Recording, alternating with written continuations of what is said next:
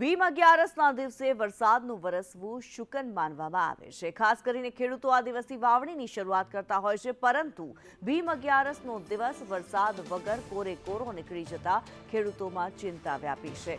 ગીર સોમનાથ જિલ્લામાં ખેડૂતોએ અગિયારસની વાવણી કરીને શુભ મુહૂર્ત સાચવી લીધું।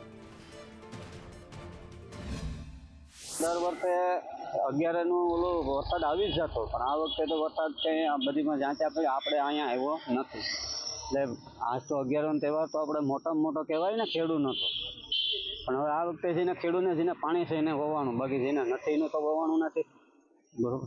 11ના વાવણા તો બધીમાં ટોટલી થઈ જ જતા, પણ હવે 11નું તો ભગવાનનું ઉપર। આજે તમે વાવણી કરો છો તો કેવું ઉત્પાદન થશે? આજે ઉત્પાદન તો બધીમાં શું છે કે 11ના દિવસે એટલે કાલે આવે 11 અમે કોવડા પાઈ અને આખતરી માંડવી અમારે મુખ્યત્વે અહીં તો અત્યારે મગફળીનું વાવેતર વધારે એમ, પણ વરસાદ હવે ખેંચાણો તો અમે તો શ્રી ગણેશાય તો કરી દીધા, હવે વરસાદની રાહ છે।